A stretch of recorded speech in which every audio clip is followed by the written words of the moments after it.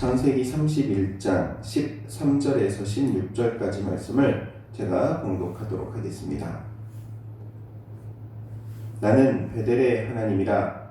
네가 거기서 기둥에 기름을 붓고 거기서 내게 서원하였으니 지금 일어나 이곳을 떠나서 네 출생지로 돌아가라 하셨느니라.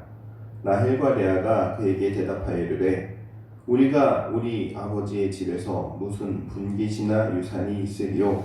아버지가 우리를 팔고 우리의 돈을 다 먹어버렸으니 아버지가 우리를 외국인처럼 여기는 것이 아닌가? 하나님이 우리 아버지에게서 취하여 가신 재물은 우리와 우리 자식의 것이니 이제 하나님이 당신에게 이르신 일을 다 준행하라. 아멘. 이것은 우리 주님의 말씀입니다. 야곱이 라반을 이제 떠나기로 마음의 결심을 합니다. 그리고 자신의 고향 가나안 땅으로 돌아가려고 하죠. 그런데 야곱이 가나안 땅으로 돌아가고자 해도 가족들이 원치 않으면 갈 수 없겠죠. 그런데 재미있는 것은 이 라헬과 레아, 이 두 아내 그리고 자녀들은 또 동일하게 이 고향 땅을 떠나기를 원합니다. 이 레아와 라헬에게 있어서는 지금 현재 살고 있는 곳이 고향인데 그 고향을 떠난다는 거 쉽지 않은 결정이죠. 그럼에도 불구하고 그들이 흔쾌히 야곱을 따라 나서서 하나님을 만났던 이 베델에 있는 가나안 땅으로 떠나는 것, 여기에 대해서 찬성하는 가장 큰 이유는 바로 자신의 아버지인 이 라반에 대한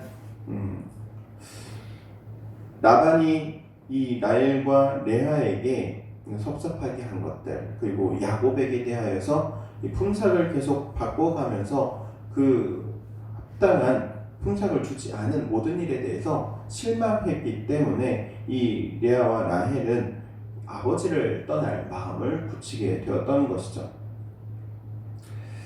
전체적인 윤곽을 보자면은 이 라반이 야곱의 어떻게 보면 노동력 착취라고도 말할 수 있고 또 어려움을 준 이 모든 이야기의 결론은 결국에 라반을 떠나 다시 고향 땅으로 돌아가게 하는 그러한 데 있어서 가장 큰 역할을 하게 되었던 것이죠.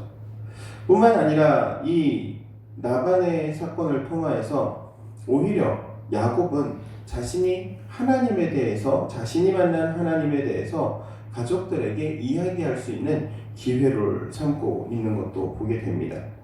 오늘 함께 읽은 13절 말씀이 바로 그런 말씀이죠.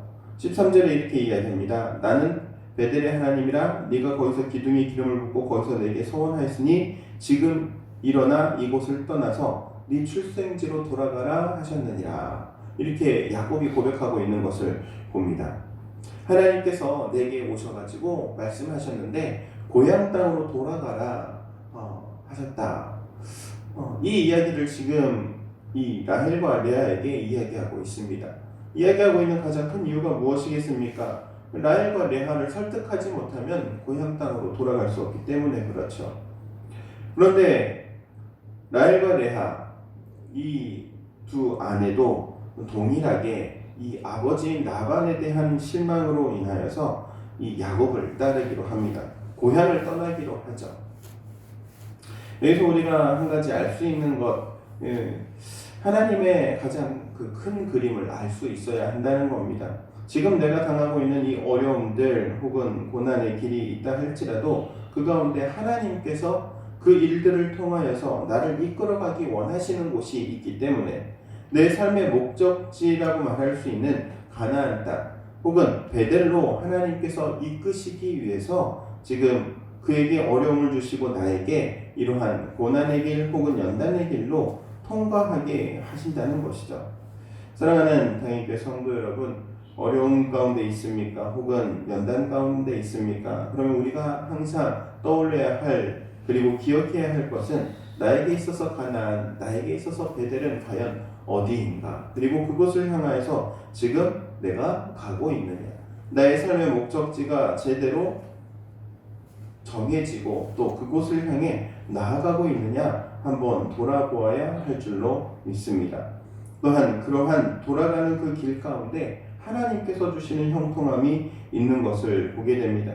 우리가 또한 이 이후의 본문들도 살펴보면 이 야곱에게 있어서 큰 풍랑과 같은 일들, 정말 돌파하기 어려운 일들이 있지만 그러나 하나님께서 그 모든 일들을 지나가게 하시고 형통케 하시는 것을 발견하게 됩니다. 이를 통하여서 우리가 반드시 기억해야 할 것, 하나님의 뜻 가운데 있으면 그 어떠한 어려움이라도 돌파해 나아갈 수 있고 이겨낼 수 있다는 사실인 것이죠. 그렇기 때문에 우리는 항상 하나님의 뜻을 붙들고 나아가야 할 줄로 믿습니다. 어떠한 어려움도 또한 어떠한 그 환난이라 할지라도 하나님이 함께 하시고 인도하시는 길이라면 반드시 승리할 수 있습니다. 무라한 은혜가 우리 가운데 있기를 주의 이름으로 축원드립니다. 기도하도록 하겠습니다. 사랑과 은혜가 충만하신 하나님, 은혜를 감사를 드립니다.